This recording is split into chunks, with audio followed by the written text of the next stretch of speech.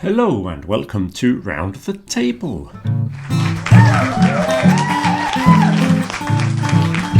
Hello, this is Round the Table, brought to you from the meeting point right here in the centre of Bilbao. And in today's programme we will be discussing cinema and films. But before that, we don't have a huge grammar lesson for you today, but we will have a quick game of What's the Difference?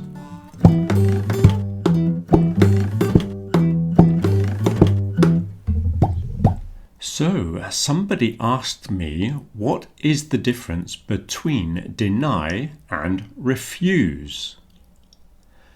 Well, the first thing you need to know is that the structure of the following verb is different. Deny doing something with ing, refuse to do something with a to infinitive. If you deny doing something, you say that you did not do it. For example, he denied breaking the window. She denied writing the letter. If you use refuse, it means you will not do something in the future. He refused to clean his room. She refused to go to the shop. So deny means you did not do it, or you say you did not do it, and refuse is to say that you will not do something. The next one is an easily confused pair of words, couple and partner.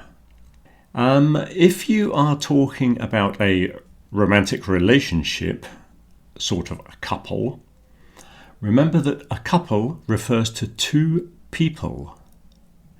A partner is one of those two people. So if you introduced your husband, wife, girlfriend, boyfriend, etc., you would say, "This is my partner," not "this is my couple," because partner is one of the two, and a couple is the two together. So you could say, "I met a couple from Paris while I was on holiday." For example, that means you met two people. So a couple is two, a partner is one of the two. You can also have business partners. Don't forget, if you start a company with someone, like Marks and Spencer, they are famous business partners. They start a company together. Not used for your workmates. If you just work with someone in an office, that's not a business partner. You have to be the owners of the company. You can also have a dance partner as well. If you go to dance classes, you do the salsa with somebody, you need somebody to dance with. That's your dance partner. But again, the couple is two people. The next commonly confused one is in the end and at the end.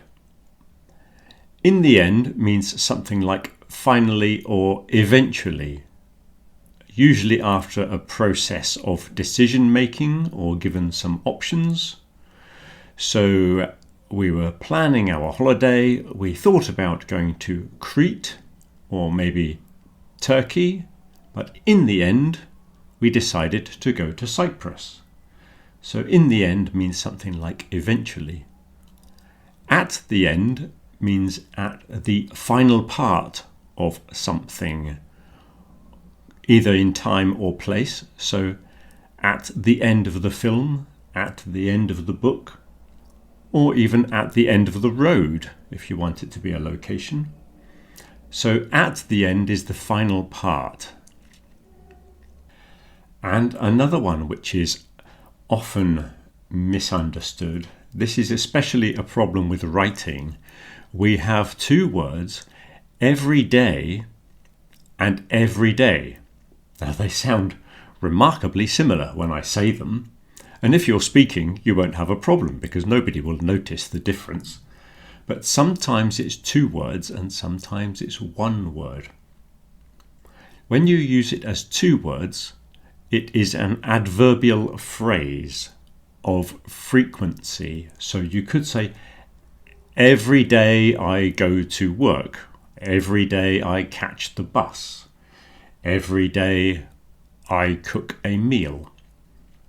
So that's an adverbial phrase. It means something is done on a daily basis. Every day as one word is actually an adjective. So it's not used as an adverb, it's an adjective. So if somebody referred to an everyday sight, would be something that you saw regularly. So everyday means very common or normal. So an everyday sight is something that you would see every day, but it goes before a noun. You could refer to your everyday clothes, for example, your everyday shoes, or your normal shoes that you wear most of the time. But everyday as one word is an adjective, goes before a noun, or every day as two words is an adverbial. Okay, so now we're going to talk about cinema.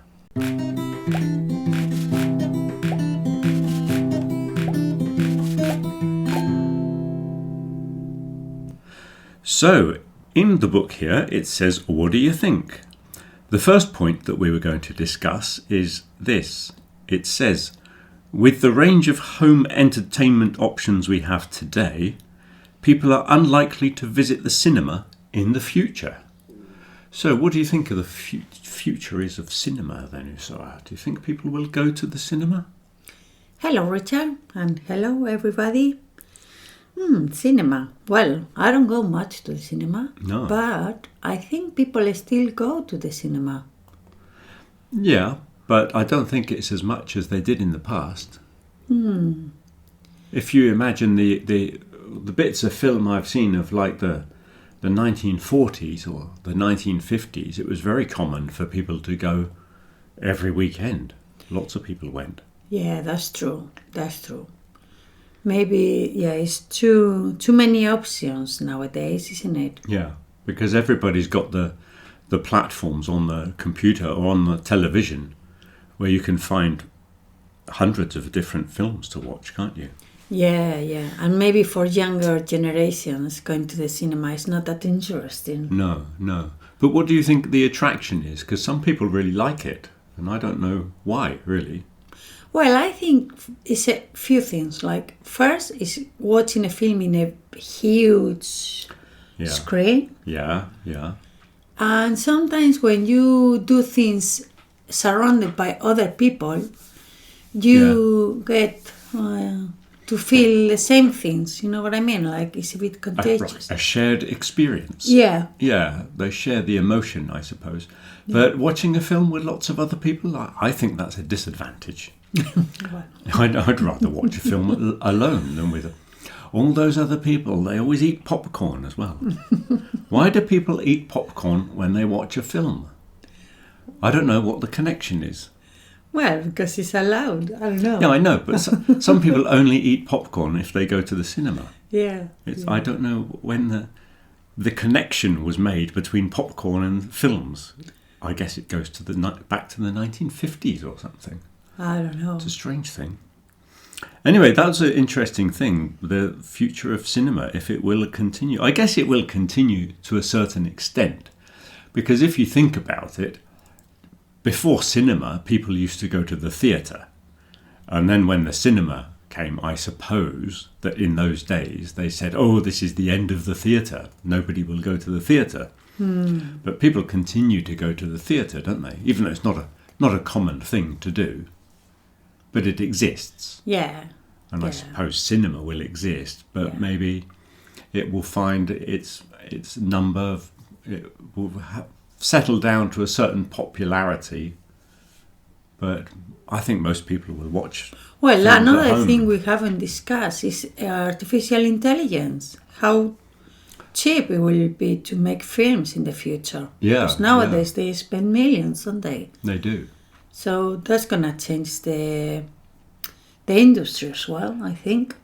Yeah. It's going to make a lot of actors unemployed. I think if you can generate the characters in a computer, Yeah.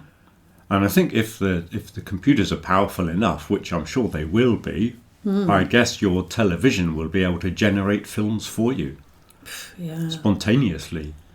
I think you'll come home from work and your computer will say, "Good evening, Ursula. What type of film would you like to watch today?" And you'll say, horror or action or romance or something like that.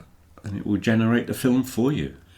Or if we go a bit farther, the machine will already know how I feel and say, I think you are feeling a bit, Oh, yeah. and give me something so I can, I don't know, forget about my Yeah, yeah. problems. Yeah. So I don't know. I think they'll do that soon, yeah. To begin with, they'll do music. I think the computer will generate music like spontaneously, and it will be sort of disposable. So it will make a tune and then it will instantly forget the tune. Or you can say how much you like it so it knows what to generate in the future. Yeah. Very good. Another point we were looking at, what's the point number 10 here on the list? It says, cinema is escapism. People worry too much about things like historical accuracy and the correct portrayal of cultures. So there are two things there. Historical accuracy and how other cultures are portrayed. So do you think historical accuracy is important? Well, it depends. I don't think it's very important when you are watching a film because you know it's fiction, so you don't have to really focus on the accuracy because you have books for that, don't you?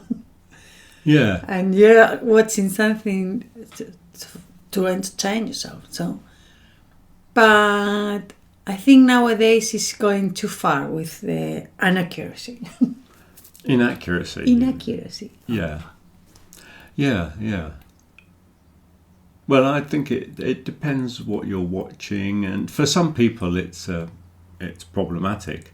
I don't know really. Like you say, it is fiction, isn't it? And if you know it's fiction, you don't have to have everything correct, I suppose. But then it gives people a false idea of what history was like, and to a certain extent, a film should be a bit educational. And I think I have more respect for the ones that do the research to see what it was actually like, and they try to put things in the right context. Because some people, even if it's a fairly modern film, I mean a film that's set in modern times, if it's in 1970, for example, and you see a car which came out in 1975, somebody's going to notice and say, oh, that's wrong, that car didn't exist in 1970. So to a certain extent, I think you need accuracy. Last night I was watching on the internet, there's a history program called History Hit, and they had Dan Snow, who is a historian, analysing historical war scenes to see how accurate they were portrayed in Hollywood. What's that, Commander? Something in Commander with Russell Crowe? Oh, yeah, Master and Commander. Apparently that's very good. He said that was a very good one, and it's very accurate to what it would have been like having battles on ships in those days. But the worst historical one is Braveheart. Oh, yeah. Apparently that is very, very bad historically, because they're wearing kilts. The Scottish people, the dress that Scottish people traditionally wear, they didn't wear them back in those days. So the kilts were too early, but they had their faces painted blue, which was a thing that was around before the Romans. It was a pre-Roman thing for the Pictish people. Oh. So they had a lot of things in that film that were very, very bad. Yeah, I heard that Napoleon wasn't very good either. Yes. I've not seen it, but it was received very badly in France, especially. They weren't very happy. Really? Yeah, they were not happy with because I suppose their idea of Napoleon, like the way history is taught in schools. History is not taught in the same way in every country, is it? Yeah, that's true. So in France, Napoleon has a rather better image, let's say, than he would if you learned about Napoleonic Wars in an English school. They teach you different history. Yes, history can be different according to who's teaching it. Yeah, I believe that, yeah. And then the other point was the portrayal of different cultures. Sometimes the filmmakers don't really understand the culture and what they're showing. Well, I think that's a bit related to how history is told, isn't it? Yeah. So, difficult. But somebody was telling me this week about, was it Mission Impossible? And there was one of them that was supposed to be in Seville. Oh, yeah. And they had the Bull Run of Pamplona in Seville, and they had all the different Spanish things all happening in the same weekend in Seville. Things from all over Spain. Yeah. They put them all together. And I suppose if it's your country that's represented, you know that you can see all the mistakes and you know that they're representing everything incorrectly. But if it's another country, you'd never know. If it was a film set in Germany and they had Bavarian things in parts of Germany, I don't know, what are all the different parts of Germany? Hanover, is that a part of Germany? Yeah, but I think it's when you see a scenery in London and someone is driving and they go by the Houses of Parliament and all the emblematic buildings are all in the same. Yeah. You always think, what journey are they doing across London? They go past the Parliament, then they go over Tower Bridge, and then they go past Buckingham Palace, and you think, where are they going? Yeah. But I suppose if you live in London, you know that it's all wrong. But if you don't, you're just seeing all the famous landmarks, aren't you? Yeah, that's what I mean. And for most people, that's what they want. If the film's in London, they want to see all the important buildings. Yeah. So it doesn't really matter. So I think it's more of a problem for the people that are from the country. When your country is not represented properly, people get very annoyed about it. Yeah. But if it's another country, nobody really cares. Yeah. So what's the last question there? Number 12. For literature lovers, the film version of the book is usually a huge disappointment. Yeah. Well, it's a different thing, isn't it? Yeah. I don't think you can compare them because you get different aspects Yeah. in each one. But people who read the book first, it's like if the book was the original, some people are they're disappointed. They feel a bit let down sometimes because let down is a good phrasal verb. They feel a bit let down, which means disappointed, with the film because they've got expectations, haven't they? Exactly. You've got your own characters, and then if the actor that is doing that character is not good enough for you, then you feel a bit disappointed. Because when you're reading, you build pictures in your imagination, don't you? And you know what the place looked like, the house or the landscape or the characters. Yeah. And sometimes they change the story a bit as well, don't they? Yeah. Which some people don't like, but then, like you say, it's a different thing, isn't it? The film is a different thing, and you can't always adapt it accurately, even no matter how good the book version is.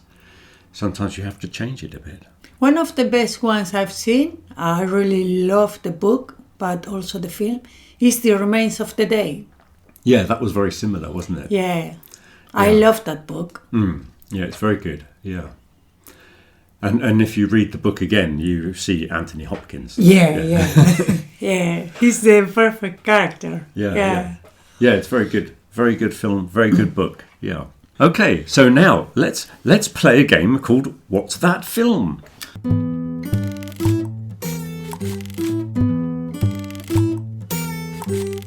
Ooh. Right, okay. So I'm going to read this to you. In this book here, we've got little descriptions of films.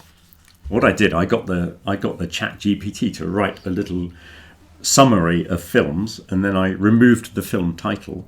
So you have to tell me what the film is. Okay. So pay attention. Directed by George Lucas, I think that's obvious already, and released in 1977, this film was a groundbreaking space saga.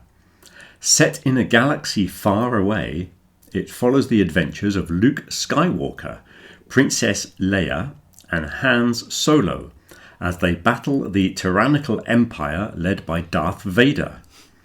With its iconic characters and revolutionary special effects, it has become a beloved classic that continues to captivate audiences worldwide. What's that then? Let me think. Oh, that's a difficult one. Well, that was easy. I think I haven't seen them, but I think it's Star Wars. It is, yeah. I've never seen Star Wars either. But we were saying yesterday with the group, even though some of us have never seen Star Wars, everybody knows all the characters. Yeah. There's so many iconic scenes and things like that, and it's so deeply embedded in the culture. Well, merchandising, isn't it? It was the first film that was designed alongside the merchandising. I think they developed that as part of the whole package. Yeah, but I mean, everybody knows who Darth Vader is, even if you've never seen the film. And he says, "I am your father." Yeah, everybody knows that. And I've never seen the film. And there's those two robots, R2D2 and C3PO. Yeah. C3PO is the tall one, isn't he? Yeah. Who talks like Sheldon in Big Bang. I always imagine that he's The same, yeah. the same character in robot form. Yeah. Anyway, I highlighted in this text some of the vocabulary that was used. So it was groundbreaking. It described it as groundbreaking. Yeah, what's that? What do you mean? Well, that means something that is... Well, it comes from to break ground. Imagine you were the first ever farmer in a new land. You would have to break the ground to start the farm, to start growing your vegetables. That's where it comes from. So groundbreaking is very innovative, if I use the Latin word, innovative. So it was something that's very new that changes everything. It is set in a galaxy far away. So set in is, I just highlighted that because it's a very useful phrase when describing films. Because set in, you can use it for the time. You can say it's set in the 1940s, set in 1973 or something like that. Or you can say the place. So it was set in Paris, set in Berlin, set in a galaxy far away. Yeah. So very useful. Yeah. It's a good phrase, yeah. Then I highlighted the special effects. You need to know what special effects means. Obviously, that speaks for itself, doesn't it? Yes. And I highlighted the word beloved. It's always pronounced beloved. Beloved. Normally, you don't pronounce the E. Normally, you would, if it was another word, it would sound like beloved. Oh, yeah. But we always say beloved with the E pronounced, which is unusual. It means it's loved by everybody. Yeah. Very good. Okay, so that is Star Wars. Right, are you ready for another one? Yes, please. Right, okay. Directed by Carol Reed and released in 1949, it is a classic film noir thriller set in post-war Vienna. Starring Joseph Cotton as Holly Martins, the film follows his investigation into the mysterious death of his friend Harry Lime, portrayed by Orson Welles. With its gripping plot, atmospheric cinematography, and iconic zither score, it remains a timeless masterpiece of cinema. That's Orson Welles. Yeah. Give me the clue there. Vienna, the post-war Vienna. I think it's The Third Man. The Third Man is correct. And it is a film noir thriller. Film noir. We say that. That's French. I know, Really we nice. say that in French. I don't know why nobody could translate that. I think we don't call it black film. So a thriller is a film that's very tense and exciting, but we always use film noir. A gripping plot. So the plot is like the story of a film. So gripping, grip is like a hold verb. When you grip something, you can use grip in quite a lot of things. Don't you use it in Formula One? Yeah, For the- in Formula One they use it instead of traction. There's the Latin word traction, tracción if you're Spanish. Yeah. But quite often they use the English word grip for how the tyres hold onto the road when they're going around a corner, for example. And also in other sports. If you play tennis and you've got a racket that you play tennis with, the bit that you hold onto where your hand goes is the grip. Oh, I see. I didn't know that. Yeah, you have them on the handlebars of a bicycle as well. The little rubber bits where your hand goes. Oh, I see. On lots of things where you hold something, it's called a grip. Yeah. So if it's a gripping plot, it's a story that holds you. Yeah. So imagine you're watching a film and you wanted to go to the toilet. Yeah. And you say, I can't go to the toilet because something might happen. That's a gripping plot. Now you just press the pause button. Yeah. In the old days, before you had a pause button. Oh, you had to wait till the adverts come. Yeah, because that would be a gripping plot. You couldn't go away in case you missed something. And the iconic zither score. The zither is a musical instrument. Okay, and the score is the music. The music that goes with the film. I see. Yeah. Oh, is it called a score then? Yeah. Well, we were discussing this yesterday as well. Because sometimes you hear about the soundtrack of a film, but the soundtrack is not the score. Now, I think, I might not be correct, but I think the score is like the music which is written for the film.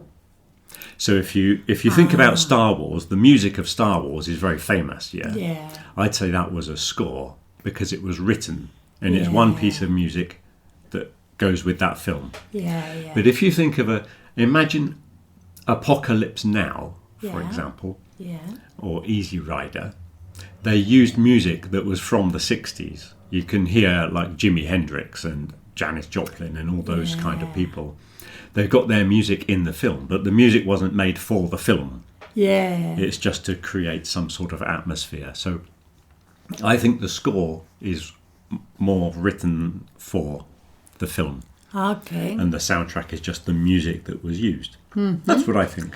Very good. Okay, one more final one then on this little game of What's That Film? Directed by Alfred Hitchcock. There's a clue. And released in 1960, this film is a classic psychological thriller that continues to terrify audiences to this day. Starring Janet Leigh as Marion Crane, it follows her ill-fated encounter with the enigmatic Norman Bates, portrayed by Anthony Perkins, at the Bates Motel. With its iconic shower scene, suspenseful plot twists, and masterful direction, it is widely regarded as one of Hitchcock's greatest achievements and a landmark in cinematic history. Oh, well, I think the iconic shower scene gave me the clue in this one. That might be Psycho. That is Psycho, yes. So, yes, fantastic film. And Alfred Hitchcock, Now, Alfred Hitchcock appeared in all of his films, I believe. Yeah. They say. But I don't remember him appearing in Psycho. I'd have to watch it again. Because usually in the films you see him somewhere. But maybe it's only for a couple of seconds. Oh yeah. It's a very, very short thing. Like he's on the train or reading the newspaper, I can see. Yeah. There's one when he actually appears on the newspaper. Somebody else is reading a newspaper, and on the back of the newspaper you see a picture of Alfred Hitchcock. Yeah. And there's one when he's getting off a bus with a big case, like he's got a cello or something in the case. I can see that one, yeah. But in Psycho, I can't remember if he must appear in there somewhere. We'll have to watch it again. Anyway, the vocab that I highlighted was ill-fated encounter. Ill-fated. That sounds negative. It's very negative, yeah. So fate is like destiny, Yeah. and ill is a negative prefix in this case. Well, kind of negative prefix. Because it's like bad.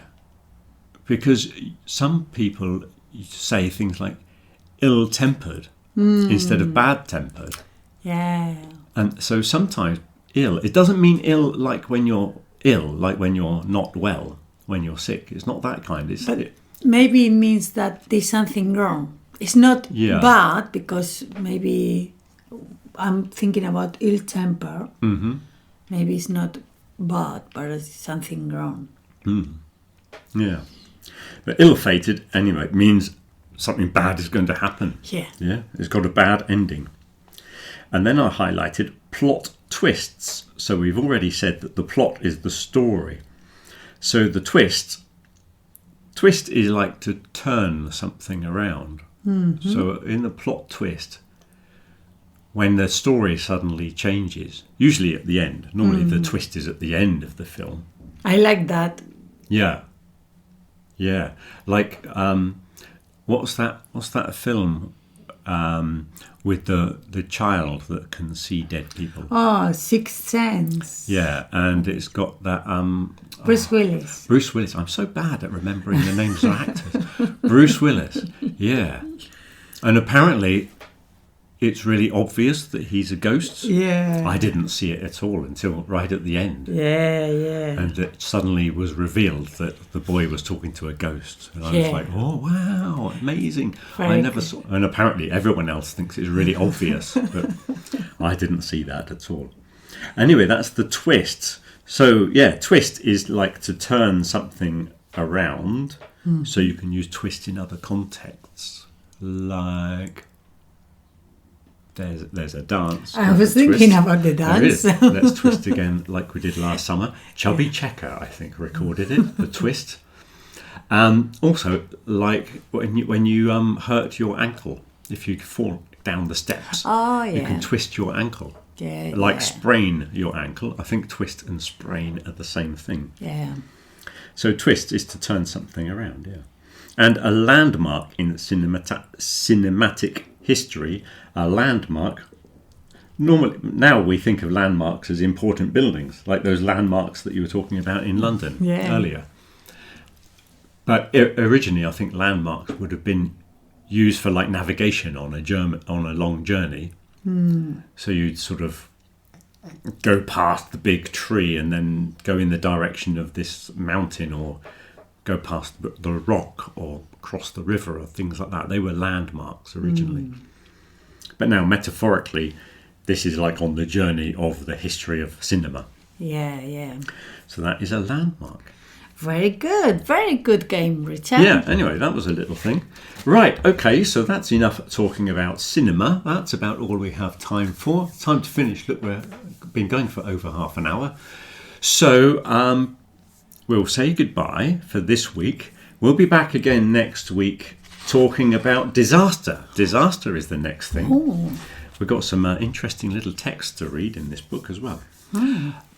So next week we're talking disaster. There might be another video coming out on Wednesday. I'll try to do another one of some grammar feature, which could be talking about the future, or it could be how to use although and however and things like that. So don't forget to like and subscribe, and if you want to, if you've got any suggestions, you can leave a message underneath, and we'll see you next week. Bye. Bye.